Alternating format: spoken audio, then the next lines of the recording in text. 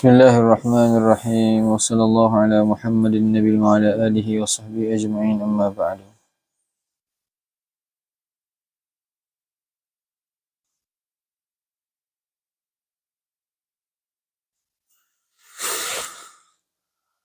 An Abi Umamah radhiyallahu anhu qala Rasulullah sallallahu alaihi wasallam, akthiru alayya min salati fi kulli yawmil jum'ah, fa inna salata ummati tu'radu alayya fi kulli yawmi jum'atin, faman kana aktharuhum alayya salatan kana aqrabahum minni manzilah.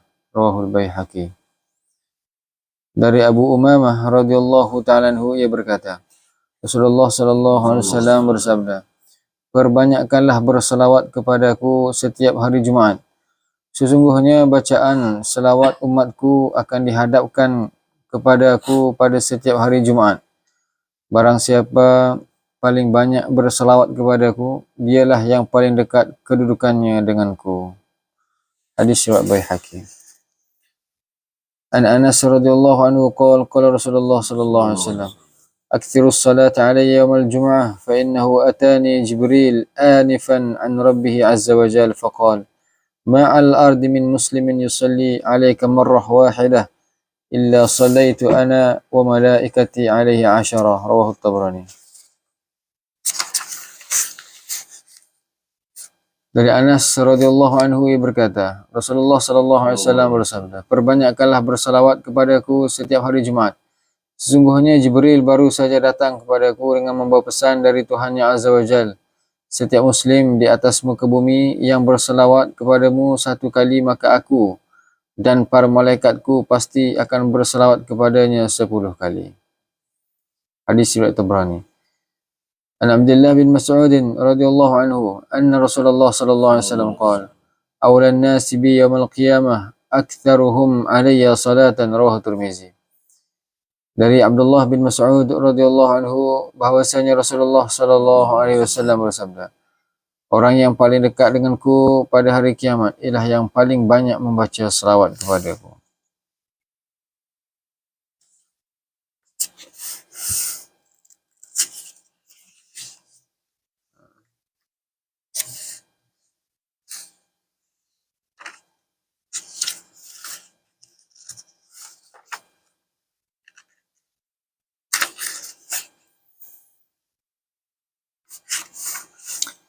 An Anas bin Malik radhiyallahu anhu qala sami'tu Rasulullah sallallahu alaihi wasallam yaqul qala Allah tabaraka wa ta'ala ya ibna Adam innaka ma da'awtani wa rajawtani ghafartu laka ala ma kana fik wa la ubali ya ibna Adam law balagat dhunubuka anas as-sama' anan as-sama' thumma astaghfartani ghafartu lak wa la ubali. Rawahu Tirmizi.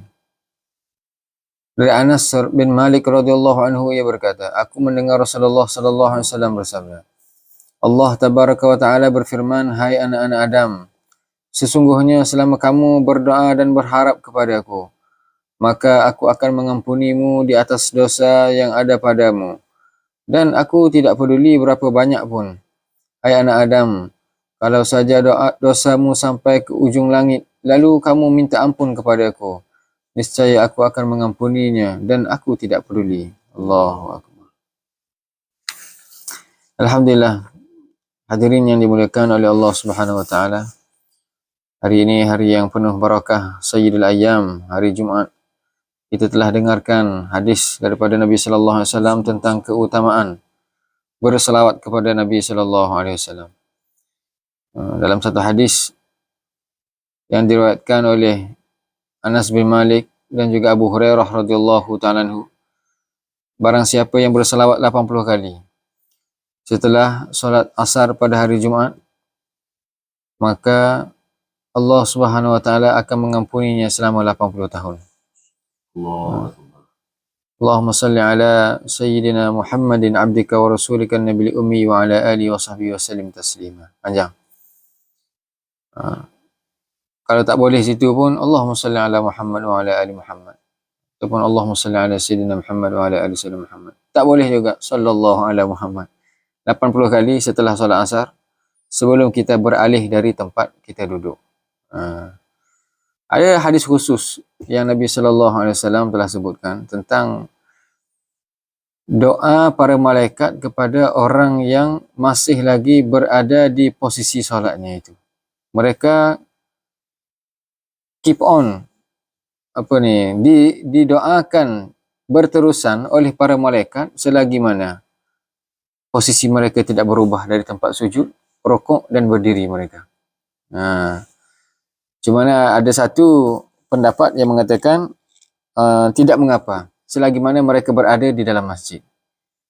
Mungkin setelah solat mereka beralih tempat. Selagi mana berada dalam masjid, selagi itu mereka didoakan oleh para malaikat. Kerana barakah mereka solat tadi.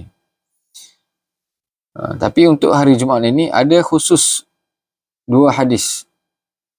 Ini dia ada syawahid, dia ada sokongan dari hadis antara satu sama lain. Barang siapa yang berselawat 80 kali ini akan diampunkan dosanya selama 80 tahun. Dalam hadis ini Nabi sallallahu alaihi wasallam bersabda, "Salatu alayya nurun 'alas sirat." Selawat kepadaku akan menjadi cahaya di atas sirat, di atas jembatan yang kita akan lalui nanti. Maka perbanyakkanlah selawat dan disokong lagi dengan hadis-hadis yang telah kita bacakan. Barang siapa yang berselawat maka akan bersama dekat dengan Nabi sallallahu alaihi wasallam. Jadi barang siapa yang mau dekat dengan Rasulullah SAW, perbanyakkanlah selawat. Bukan dengan selawat itu sahaja, tetapi dengan selawat itu Allah Subhanahu Wa Taala akan pelihara kita daripada dosa. Bagaimana? Dengan selawat tapi buat dosa, akhlak tidak baik.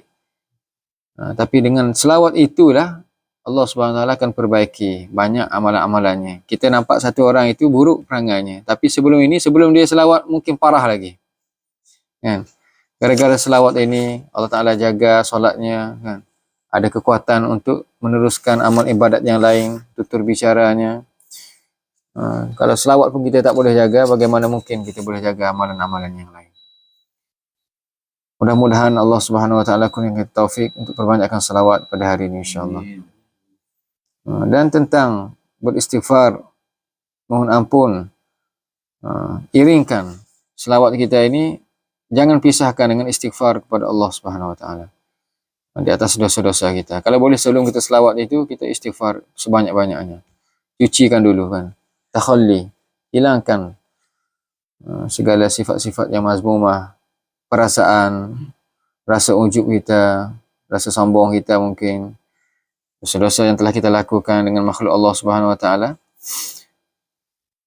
yang telah kita mohon maaf ataupun yang kita tidak sedari ataupun sedari, kemudian barulah kita masukkan dengan subhanallah, alhamdulillah, la ilaha illallah, Allahu akbar dan selawat kepada Nabi sallallahu alaihi wasallam. Walaupun banyak begitu sekali dosa-dosa yang kita lakukan, begini Allah Subhanahu Wa Taala berfirman, walaupun banyak dosa kamu sampai ke ujung langit, kamu minta ampun kepada aku, nescaya aku akan mengampuninya. Jangan kita lelah daripada rajau tani. Kan? Allah Ta'ala berfirman, daripada hilang pengharapan kepada Allah. Terus ada harap. Tetapi dalam masa yang sama, jangan harap saja. Tidak takut. Kan? Khauf, raja. Takut pada dosa dan harap. Sebab itu setelah kita bagi salam ini, perlu datangkan 2 sifat. Assalamualaikum warahmatullahi. Assalamualaikum warahmatullahi. Yang pertama, harap. Harap gimana? Alhamdulillahilladzi lam yattakhidh waladan wa lam yakul lahu syarikun fil mulki wa lam yakul lahu waliyyun minadh dhulli wa kabbirhu takbira. Tak boleh panjang pun, pendek alhamdulillah. Alhamdulillah mengharapkan mudah-mudahan solat kita diterima. Tetapi ada khauf, raja. Apa ni khauf, takut kepada Allah.